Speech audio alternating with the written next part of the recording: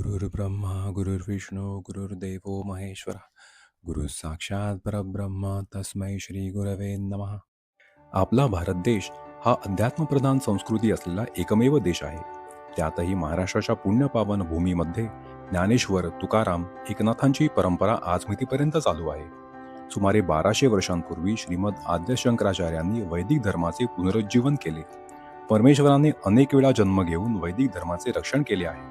सांप्रतच्या अज्ञानोधिक काळात पैसा व प्रसिद्धीच्या मागे वेगाने धावणाऱ्या मानवाला शाश्वत सुखाचा मार्ग दाखवण्यासाठी आणि वेदधर्माला आलेली ग्लानी दूर करण्यासाठी गुरुरूपामध्ये परमपूज्य रामकृष्ण क्षीरसागर स्वामींनी 16 फेब्रुवारी 1934 म्हणजेच शके 1855 फाल्गुन मास शुद्ध तृतीयेला नगर जिल्ह्यातील पारनेर तालुक्यातील रायतळे गावी अवतार घेतला. वयाच्या अवघ्या 7व्या वर्षी ईश्वरी साक्षात्कार झाला व त्रिकाल ज्ञान प्राप्त झाले. पुढे भगवान श्री दत्तात्रेयांनी गाणगापूरला बोलावून घेतले. स्वामी नृसिंह सरस्वतींच्या रूपात प्रकट होऊन अनुग्रह दिला. स्वामींच्या आज्ञेचे तंतोतंत पालन करून 25 वर्षे तपश्चर्या केल्यावर स्वामींनी पुन्हा दर्शन देऊन मला तुझ्याकडून वेदांचे कार्य करवून घ्यायचे आहे असा आदेश दिला. इथेच परमपूज्य रामकृष्ण स्वामी महाराजांना आपल्या जीवनाची कल्पना आली आणि गुरु आज्ञेप्रमाणे कार्याला सुरुवात झाली. 1974 साली दत्त देवस्थान ट्रस्टची स्थापना झाली. वेदांचे संवर्धन व संरक्षण हे मुख्य कार्य जोमाने सुरू झाले. यातूनच वेदांत विद्यापीठची संकल्पना पुढे आली व 100 विद्यार्थ्यांची गुरुकुल पद्धतीने सोय होण्यासाठी वेदांत वास्तू बांधण्यात आली. याचबरोबर सामान्य लोकांना दर्शन देणे व मार्गदर्शन करणे चालू झाले. सत्संग मंडळांच्या स्थापना झाल्या. भक्तांशी होणाऱ्या संवादातूनच गुरुवाणी, अमृत कलश, श्री रामकृष्ण वाच, नित्य गुरुवाणी या अनमोल ग्रंथांची निर्मिती झाली. सर्व क्षेत्रातील भक्त कार्यात सहभागी होऊ लागले. भक्तांचा अहंकार कमी व्हावा म्हणून भिक्षासत्र सुरू झाले. पुढील काळात आधारस्तंभ म्हणून भव्य असे दत्त मंदिर उभारले गेले आहे. एकाच मुळीतून आलेला वड, औदुंबर, पिंपळ हा देववृक्ष परमपूज्य गुरुदेवांच्या अलौकिक साक्षात्काराची प्रचिती नित्य देत आहे. या काळापासून भक्तांनाही जे अनुभव येत आहेत त्याचेच श्रवण आपण आता करणार आहोत. अवधूत चिंतन श्री गुरुदेव दत्त. आजच्या या आपल्या गुरुगौरीका पॉडकास्टसाठी आपण वाशीच्या केंद्रात आलेलो आहोत. वाशीच्या या अधिष्ठानासमोर आपण इथे बसलेलो आहोत आणि आपल्या समोर वाशी सत्संगातील मुग्धा पाटील आलेले आहेत. मुग्धाताई, आपलं स्वागत आहे या पॉडकास्टसाठी. सुरुवात करूया. सुरुवातीला तुमच्याबद्दल आधी जाणून घेऊया आपण की तुमचं बालपण, तुमच्या घरात कसे संस्कार होते, म्हणजे लग्नापूर्वीचे वगैरे.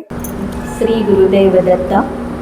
मी मुग्धा पाटील, वाशी सत्संग मंडळाची सभासद, परमपूज्य रामकृष्ण क्षीरसागर महाराजांची एक सामान्य भक्त. मी बालपण माझं अतिशय सुस्थितीत, चांगल्या अवस्थेत गेलं. माझ्या घरात वडील माझे भगवद्गीता वाचायचे. सगळे सण वार विधी अतिशय योग्य पद्धतीने केले जायचे, परंतु गुरु म्हणून कधी कोणी केलेले नव्हते वैयक्तिक रूपात. पण माझ्या वडिलांची भगवद्गीता मुखोद्गत होती. त्यांनी न बघताही ती पूर्णपणे लिहिलीही होती स्वहस्ते, अगदीही कुठे ऱ्हस्व दीर्घ चुका न करता. तर लहानपणापासून ते बघितलेलं ते संस्कार, एवढेच धार्मिक संस्कार माझ्यावर लहानपणापासून होते. घरात होणारे विधी सणवार हे सगळं बघत मी मोठी झाले. सासरी आल्यावरही माझे सासरी ज्ञानेश्वरीचं वाचन करायचे. संपूर्ण गाव आमच्या घरी लोटायचा ज्ञानेश्वरी तुकारामांच्या गाथा ऐकण्यासाठी. त्यांचा आवाज खूप सुंदर होता. तेवढंच. आणि घरातले सणवार तिथेही कोणी वैयक्तिक गुरु केलेले नव्हते. मग आता प्रश्न असा आहे की वैयक्तिक गुरु नव्हते, परंतु आध्यात्मिक इतकी काय म्हणतो आपण प्रभावी सगळी स्थिती होती. मग अशा याच्यात गुरुचरणी कशा आलात? मी लग्न करून मुंबईला आले. माझ्या मिस्टरांची बँकेत नोकरी होती. मुंबईला आल्यानंतर मुलगा झाल्यानंतर तो 2-2.5 वर्षाचा असेल. आमच्या समोरच त्याच बिल्डिंगमध्ये सुधीर कुलकर्णी, अंजली कुलकर्णी राहतात. तर मला समजलं की अंजली कुलकर्णी लहान मुलांसाठी संस्कार वर्ग घेतात आहे. तर म्हटलं चला, आपलाही मुलगा लहान आहे, वेळ आहे, आपणही त्याला तिथे पाठवत जाऊ, काहीतरी शिकेल. म्हणून मी रोज त्याला कुलकर्णींच्या घरी संध्याकाळी बालसंस्कार वर्गात घेऊन जात होते. तिथे रामरक्षा, विविध स्तोत्र शिकवले जायचे. पण एवढ्या लहान मुलावर चांगले संस्कार व्हावेत ही इच्छेणारी मी मात्र त्यांच्या सोफ्यावर बसून इतर मासिकं वाचत बसायची. सुरुवात असं रोजच व्हायचं. मुलं सगळी खाली बसलेली असायची, समोर गुरुदेवांचा फोटो असायचा आणि मी मात्र सोफ्यावर फिल्मी मासिके सुद्धा वाचली आहेत. मग हे त्या बघत होत्या. एक दिवस त्यांनी माझ्या हातातलं मासिक काढून घेतलं आणि गुरुवाणी दिलं. बसतेस तर 5 मिनटं ह्याच्यातलं एखादं पान वाच. ठीक आहे म्हटलं. वाचलं, 1 वाचलं, 2 वाचलं आणि आवड निर्माण झाली. आणि कधी सोप्यावरनं उतरून मी सत्संगात सामील झाले ही त्यांची कृपा. खरंय खरंय. आणि तो आनंद इतका वेगळा होता. परत मिस्टरांना वळवायचं होतं, कारण आमच्या घरात धार्मिक म्हणजे देवपूजा देवापर्यंतच होतं. तर गुरुचरणी न्यायचं म्हणजे परत यांना एकदा म्हटलं चला हो कुलकर्णी बोलवतात आहेत, चला हो कुलकर्णी बोलवतात आहेत. एक दिवस हेही आले सत्संगाला आणि स्थिर झाले. त्याच्यानंतर मला वाटतं स्थिर होणं खूप महत्वाचं आहे. शब्द जो तुम्ही वापरलात ते स्थिर होणं. परत काही त्यांना म्हणावं लागलं नाही चलाव. मला तर ओढ लागलीच. मग मी भराभर सगळं वाचून काढलं. आपली ही नित्य गुरुवाणीचे भाग वगैरे सगळे. आणि असं करता करता त्यांच्या संगतीत माझा मुलगा, मी, माझं कुटुंब स्थिरावलं. पोषण होत होतं गुरुकृपेने आमचं. आणि आता हे तर छानच आहे, म्हणजे प्रश्नच नाही. सुरुवात झाली. पण ही सुरुवात झाल्यानंतर तुमचा आणि गुरुदेवांचा कधी संवाद झाला का? बऱ्याच वेळा. त्याच्यानंतर लवकरच 14 डिसेंबर 1993 कुलकर्णींच्या घरी गुरुदेव येणार होते. आले ते पहिल्यांदा माझं गुरुदेवांचं दर्शन. त्याच्यानंतर लगेचच कुलकर्णींसोबत आम्हाला नगरला जायचा योग आला प्रत्यक्ष गुरुदेवांचं दर्शन घेण्यासाठी. वरच्या हॉलमध्ये त्यावेळेस गुरुदेव दर्शन द्यायचे. थोडेच लोक होते. सकाळची वेळ. आम्ही बसलो होतो. असं गुरुदेवांनी एक नजर टाकली आणि माझा मुलगा छोटा छान मांडी घालून बसलेला 2.5-3 वर्षाचा असेल. गुरुदेव एकदम म्हणाले, हा कुणाचा मुलगा आहे? मग कुलकर्णींनी ओळख करून दिली की हे पाटील आत्ताच यायला लागले, हे वडील त्याचे, ही आई. तर म्हणाले अतिशय शुभलक्षणी मुलगा आहे.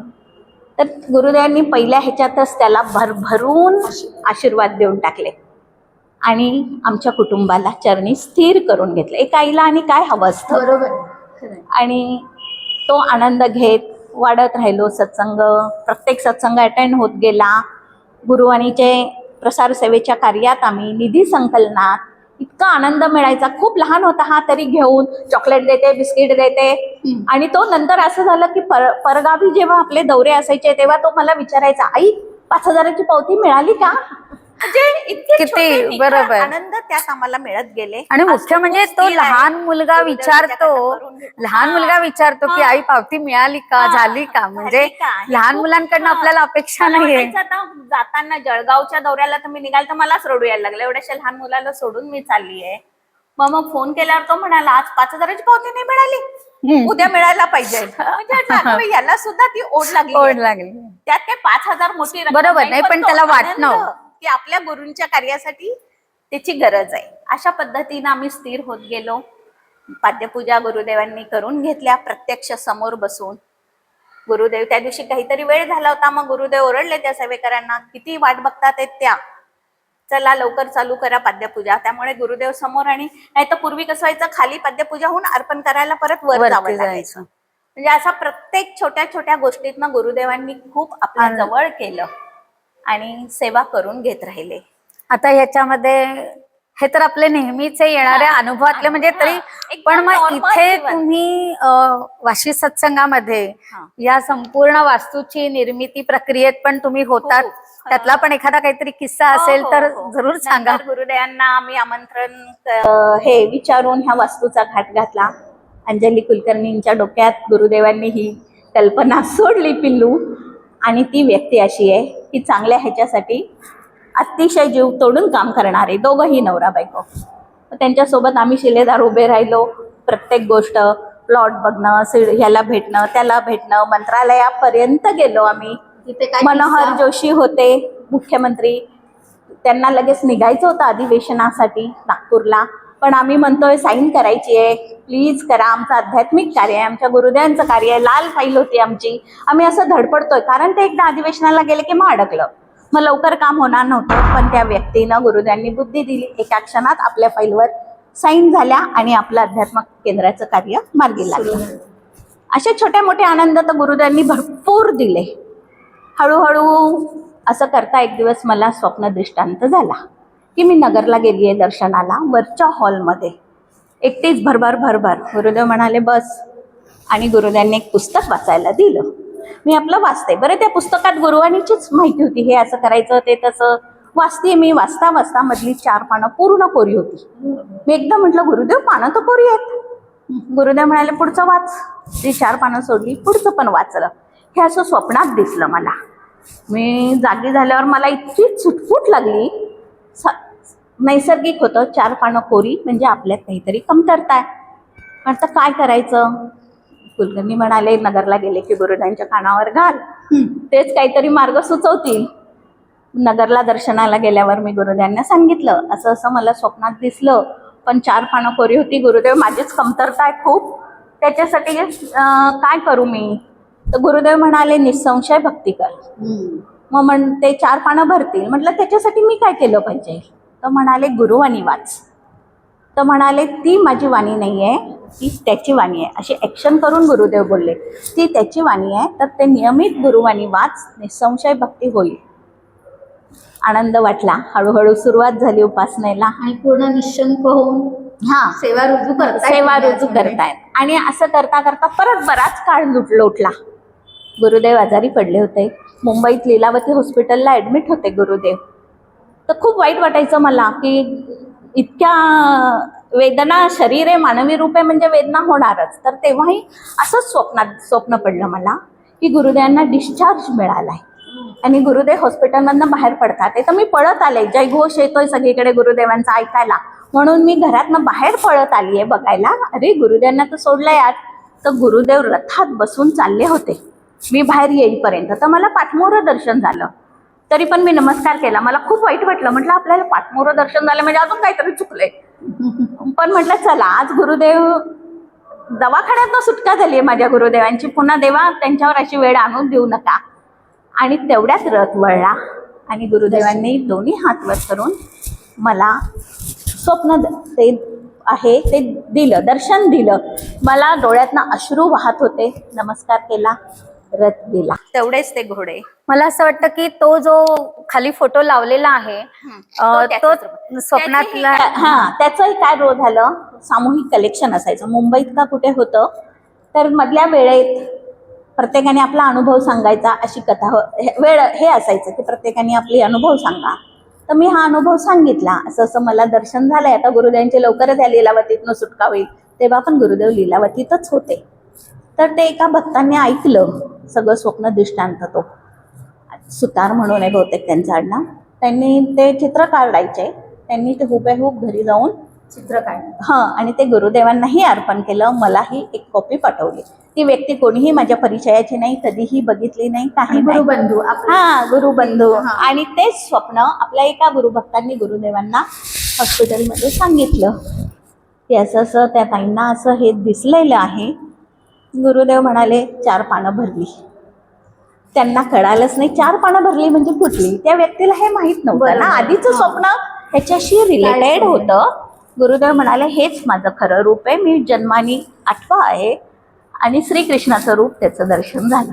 हे त्यांचा माझा हा संवाद नाही, पण दुसऱ्या व्यक्तीकडनं त्यांच्यापर्यंत ते पोचलं आणि ते कळालं.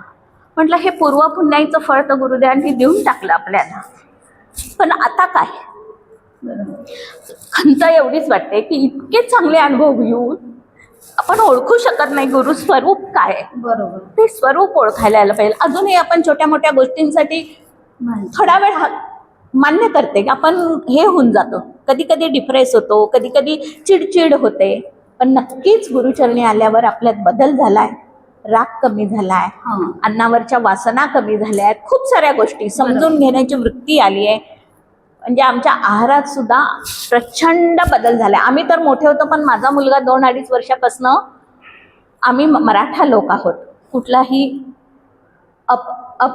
काय म्हणतात तो अभक्ष भक्षण हा आमच्या घरात नाही. मुलाचंही सुटलंय. आम्हाला त्याचं कौतुक वाटतंय की हे सगळं गुरुदेवांनी करून घेतलं, त्याच्याकडे बघितलंय, त्याशिवाय गुरुदेवांनी हे शब्द उच्चारले नसते. आणि तोही स्थिर झालाय तो गुरुचरणी. काय करतो? तो डेलॉइट कंपनीमध्ये आहे. ओके. माझी सून पण चांगल्या ह्याच्यात आहे, नात आहे एक, तोही गुरुचरणी स्थिर आहे. खूप गुरुदेवांचं तळमळीनं तो करतो, आमच्यापेक्षाही अधिक म्हटलं तरी हरकत नाही. कारण गुरुदेवांनी त्याच्याकडे बघून सुरुवातीलाच तुम्हाला सांगितलेलं आहे. सांगितलेलं आहे. आणि म्हणजे असे गुरुदेवांचे छोटे-मोठे अनुभव खूप आहेत. हा तर मोठाच अनुभव आहे. माझी पुण्याही संपली, गुरुदेवांनी एवढं दर्शन दिलंय. आता परत मला पुण्याही वाढवायला पाहिजे, तेव्हा कुठेतरी काहीतरी होणार आहे. म्हणजे आपण नेहमी म्हणतो की आणि जसं खूप आनंद दिलाय गुरुदेवांनी आयुष्यात. परत गुरुदेवांचं महानिर्वाण झालं त्या दिवशीची घटना. म्हटलं बापरे, गुरुदेव गेले हे मला पचनीच पडत नव्हतं, कारण देहरूपातच बघायची सवय. काही झालं तरी गुरुदेवांशी प्रत्यक्ष बोलायचं. एक आई आहे, वडील आहेत, ह्याच रूपात बघत गेलो. मग गुरुदेव गेल्यानंतर म्हटलं बापरे, मला एक अन्नपूर्णा घ्यायची होती गुरुदेवांकडनं. आता ती इच्छा राहिलीच, त्यांचा स्पर्श करून ही इच्छा राहिलीच माझी. म्हटलं मनात, म्हटलं परत महिन्यानी परत दर्शनाला गेले तर ते सगळं म्हणजे मनाला हे वाटलं, हॉल एकदम फक्त गुरुदेवांचा फोटो होता. खूप वाईट वाटलं. खाली गेले, मग बरेच जुने भक्त भेटले. म्हटलं काय, फक्त माझी इच्छा राहिली हो. म्हटलं तेव्हा स्टॉल खाली होता गुरुवाणीचा, की मला अन्नपूर्णा गुरुदेवांकडनं घ्यायची होती स्पर्श करून. तर ते म्हणाले थांबा, एकच अन्नपूर्णा आहे इथं स्टॉलमध्ये, गुरुदेवांनी स्पर्श करून ठेवली आहे. त्यांनी सांगितलंय माझं भक्त येईल, श्री भक्त, त्यांना द्या. आणि एवढा मोठा अनुभव आहे हा. अन्नपूर्णेची मूर्ती अशापर्यंत म्हणजे गुरुदेवांनी देह सोडला तरी आपल्या इच्छा पूर्ण करतायत. ती अन्नपूर्णा आज माझ्या घरात स्थापित आहे. म्हणजे किती सांगू, खरी गोष्ट आहे. शब्दच कमी पडतात आहेत की खरंय. इतका आनंद त्यांनी जीवनात दिलाय. परीक्षा बघतात, हो. भरपूर बघतात परीक्षा, तो प्रश्न नाहीये. नाही, पण परीक्षा बघितल्याशिवाय आपण पुढच्या वर्गात जाऊ पण शकत नसतो. हो, आणि ते प्रश्न पण तेच सॉल्व्ह करणार. बरोबर आहे. आपण फक्त निमित्त असतो. फक्त एवढंच आहे म्हणजे त्या परीक्षेला सामोरं जाणं, गुरुचरणी श्रद्धा ठेवून, श्रद्धा ठेवणं, संशय नाही नाही, पाहिजे. कधी कधी आपण डळमळतो, कसं होणार, काय होणार, होईल का, म्हणजे इथं संशय आला. बरोबर आहेत ना ते, खरी गोष्ट आहे. तेवढं ठाम अजून मनाची तयारी होण्यासाठी अधिकाधिक उपासना त्यांनी करून घ्यावी. नामस्मरण सगळ्यात त्यांनी श्रेष्ठ सांगितलंय, ते करून घ्यावं. कसं आहे की माणसाचं आयुष्य एक बंदीशाळाच आहे. परिस्थितीनुसार त्याला ते अडकून पडावं लागतं. त्याप्रमाणे उपासना खालीवर होते. मग ते नाही झालं की मन बेचैन होतं, पण त्याच वेळेस स्मरण अधिक होतं. हा पण माझा अनुभव. बरोबर. सारखं आठवत राहतं. 10 वेळा म्हणते काय गुरुदेव, काहीच होत नाहीये, काहीच होत नाही. किती वेळा गुरुदेव गुरुदेव म्हटलं तर हेच कळत नाही. मग पण नामस्मरण होणं फार गरजेचं आहे, अखंड ऍक्च्युली. आणि मला असं वाटतं की हे आपण करताना ना, तुम्ही जे म्हणालात त्यात आत्मचिंतनच असतं की अरे माझं काय झालं, की आता मी काय चुकलो. म्हणजे आपण आपली पण परीक्षा घेत असतो किंवा ताऊन सलाखून बघतो आपण आपल्याला, की माझा मार्ग कुठे डळमळीत होत नाहीये ना, मी निसंशयपणेच भक्ती करतोय ना. सामान्य आहोत, संशय येतच असतो, पण तरी तुम्ही आता म्हणालात तसं नामस्मरण. अन्न खातो, त्यामुळे अन्नामुळे हे दोष निर्माण होतात. जेवढे तुम्ही सात्विक अन्न खाल तेवढे तुम्ही स्थिर राहाल, नाही तर मग त्या अन्नाप्रमाणे आपले विचार पण डळमळतात. हे गुरुदेवांचंच सांगणं आहे आपल्याला. येतो आपण, त्याचेही दोष लागतात. खरंय. आणि परिस्थितीनुरूप आपल्याला असं समाजात राहतो, टाळून चालणार नाहीये, सगळ्यांच्यात मिसळावं लागणार आहे. त्यामुळे हे सगळं घेत तेच आहेत सांभाळणार आहे. खरी गोष्ट आहे. पुढे नेतील. फक्त मानव जन्मात अधिकाधिक आध्यात्मिक प्रगती त्यांनी करून घ्यावी हीच इच्छा आहे. कारण आता आपली वय, आम्ही सुद्धा 60ला आलो. बरोबर. कितपत आपण काय कर्मकांड करू शकणार आहे, तर नामस्मरण हा सर्वश्रेष्ठ उपाय आहे. आज गुरुचरणी हीच इच्छा आहे की त्यांनी, मला असं वाटतं की आपला हा जो सगळा प्रवास असतो, प्रपंचापासून सुरू झालेला, गुरुचरणी आल्यापासून आता या पायरीवर आपल्याला असं वाटतं की नाही, गुरुदेवांनी आपल्याकडनं आध्यात्मिक प्रगती करून घ्यावी, आपला आत्मिक उन्नतीचा मार्ग सुकर करावा. आणि यासाठीच ही जी भावना आपल्यापर्यंत आज आपल्याला होते, ती केवळ याच्याचमुळे होते की गुरुचरणी आपण अतिशय श्रद्धेने, निष्ठेने, शरणागत भाव ठेवून एकनिष्ठ आहोत. म्हणूनच एवढे उच्च विचार आपल्याला येऊ शकतात. आता आपल्या मनात गुरुदेवांनी हे येतात. साधन दिलंय की वास्तू म्हणजे साधन आहे. तिथं येऊन आपण अधिकाधिक केलं पाहिजे उपासना. खरे अधिक इथं आणि होतही भरपूर यज्ञ याग लघुरुद्र दर महिन्याला पवमान सुक्त आहे. ह्या वास्तूत पण एवढं पावित्र्य निर्माण झालंय खरी आणि गोष्ट. सगळ्यांची तळमळ होती. गुरुदेवांचे आशीर्वाद आहेत. ही वास्तू उभी राहिली. त्यामुळे एकदम नगरला नाही जाता आलं तर इथे तिथं यायचं. खरी गोष्ट आहे. मुग्धाताई, आज आपण इथे या पॉडकास्टसाठी आलात आणि आपले छान अनुभव मांडले. यासाठी आपण गुरुदेवांच्या प्रतीच आपण कृतज्ञता हा भाव ठेवावा आणि एवढंच म्हणावं, अवधूत चिंतन श्री गुरुदेव दत्त.